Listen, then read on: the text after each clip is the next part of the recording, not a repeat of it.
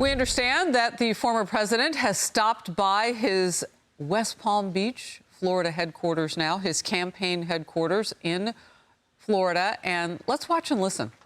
We have a big day. We'll be watching, and it'll be very interesting. I hope they come up with a result tonight.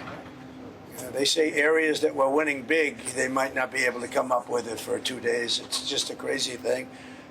And I'm really saying this more for the press than for you. They should do paper ballots, same-day voting, voter ID, and be done. One day, same day. And by 10 o'clock, everybody would be... And you know, you're talking about for 8% of the cost. It would cost 8%. Think of that. For 8%, you get a better product. But we'll have to look at it. This is the heartbeat of your organization, sir. This is a great, well, you're the heartbeat too, aren't you? This is the heartbeat. What about Alex? How's Alex? Are you surprised? Any We're given doing day. great, sir. You built the greatest political movement in history, and everybody here has been working super hard for you. And you're our inspiration, and we're going to bring this up today. Very nice. Thank you. It's very nice. And I hear the social media has been just unbelievable.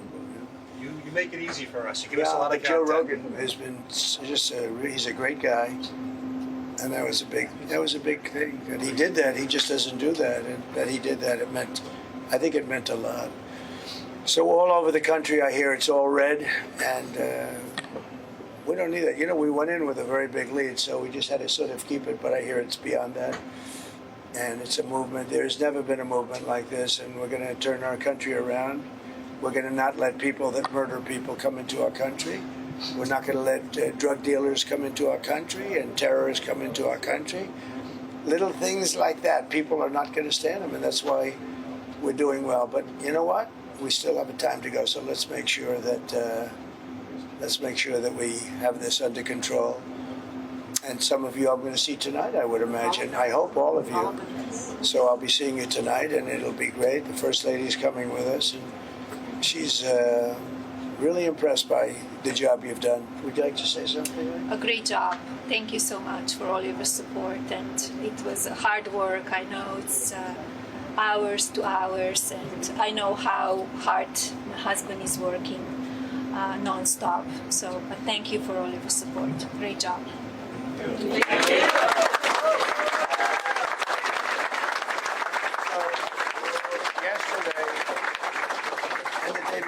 Actually, the day before, too, we did a lot of rallies, and they're big ones. We did full rallies as opposed to, so we got in about 5 o'clock in the morning. We left Michigan. I think Michigan's going to be great, especially since we killed the biggest factory that ever auto factory that I think anywhere at any time, which would have, destroyed them. And we did that without being president. So that was a big thing, but I think Michigan's going to be good. They're all looking really good. Susie, I can't think of anything, hearing any weaknesses, right? Not What do you think of Susie? Would you say good?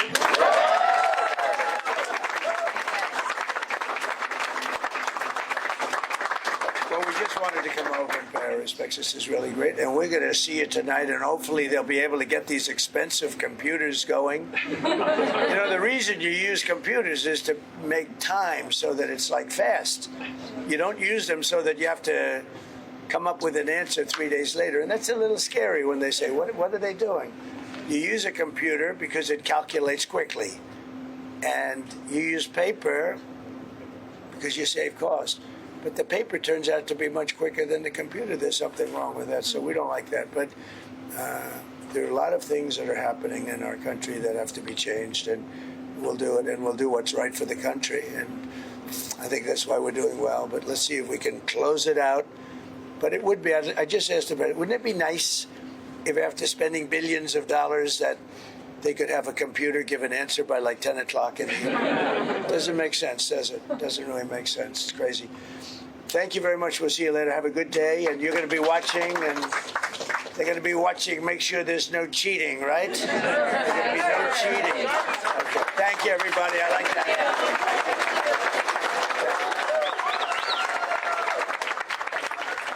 So the former president going by the headquarters in West Palm Beach, Florida, to thank all the people who have gotten him here this election cycle with their messaging, with their energy, with their time with voters.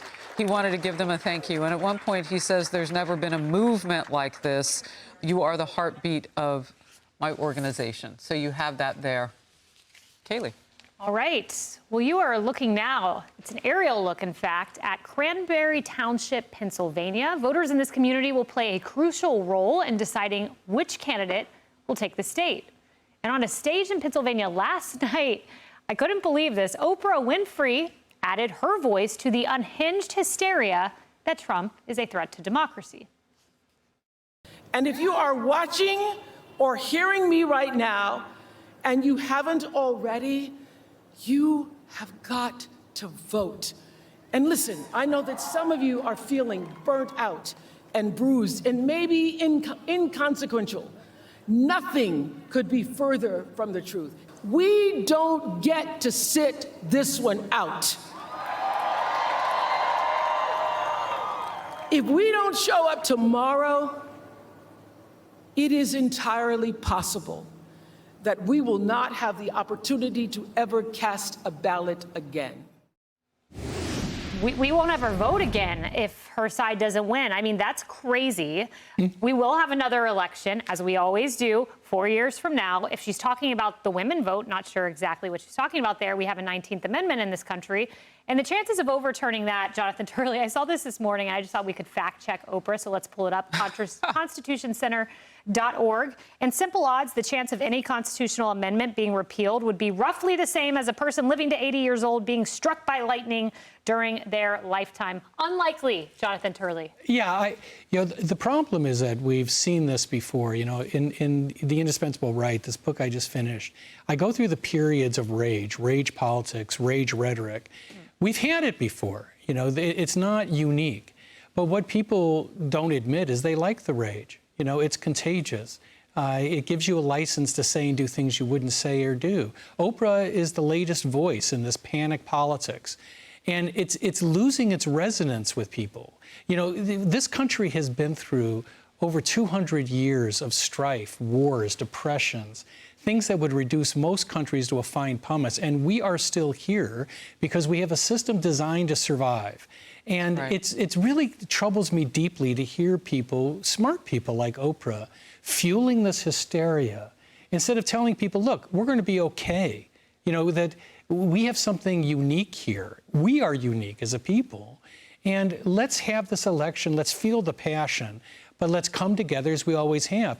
In order for the United States to end up where Oprah says we are going, you would have all three branches fail together. Every operative constitutional officer decide he's going to embrace despotism, and you'd have the rejection over 2 centuries of history. Now, that doesn't strike me as being particularly likely. Not likely at all. You know, the home of rage rhetoric, as you mentioned, is The View. And Joy Behar, I'll never forget when she suggested Trump would overturn Brown v. Board of Education. So we'd go back to segregating classrooms based on race. Never going to happen. Also on that show, I want to play the First Lady Jill Biden, echoing what Oprah said, although in advance of Oprah. Listen. We cannot take things for granted because they can. And think of the Supreme Court. For God's sake, talk about things getting worse. Can you imagine if we put any more Republicans on the Supreme Court? No. We will lose all of our rights. So we're talking about women's rights, gay rights. I mean, we will lose our rights and freedom. Voting rights. Molly, so we'll lose all our rights and voting rights, too. I firmly believe everyone has the right to say whatever they want to say.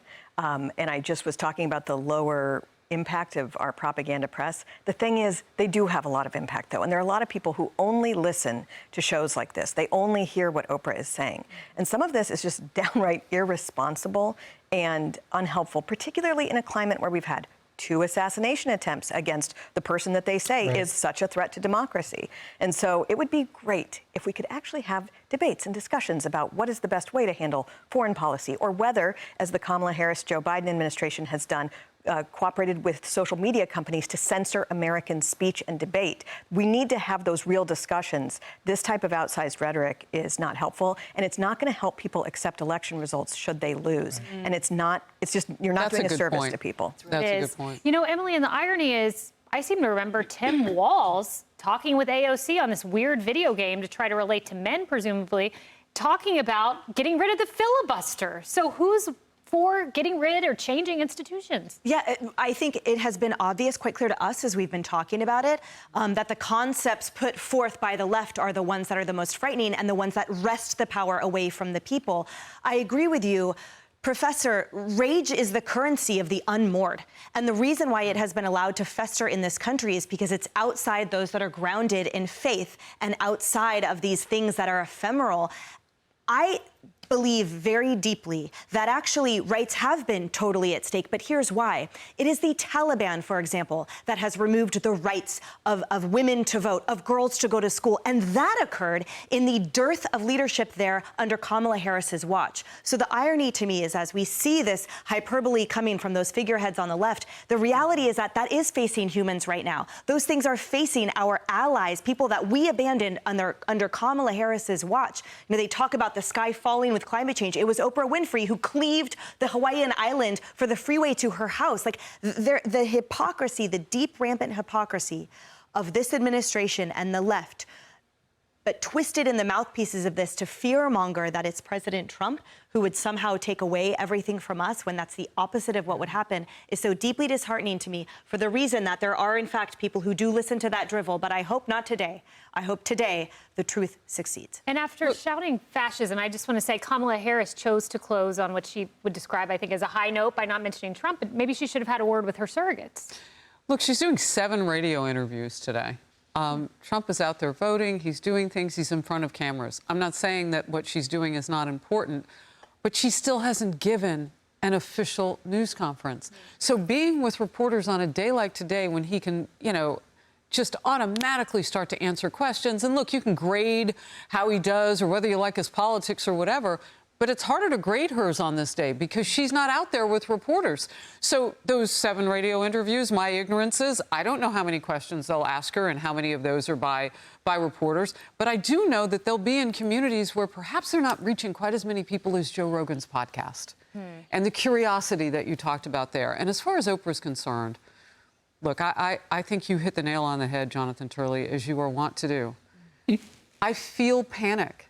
And we don't know how this will turn out. So I want to ask now, well, where is the panic coming from that Oprah, a woman who normally does not thirst for relevancy, like she's got, you know, her name on her own magazine. She goes on and on and on in media. She doesn't need a moment like this. What is causing her to panic and say democracy will fall, republic will fall if you don't vote our way? I don't understand it. But panic politics, you hit the nail on the head. And the nice thing is we have a 4-year experiment with Trump, and hey, we can all still vote today. Emily Campagno. Hey everyone, I'm Emily Campagno. Catch me and my co-hosts Harris Faulkner and Kaylee McEnany on Outnumbered every weekday at 12 p.m. Eastern, or set your DVR. Also, don't forget to subscribe to the Fox News YouTube page for daily highlights.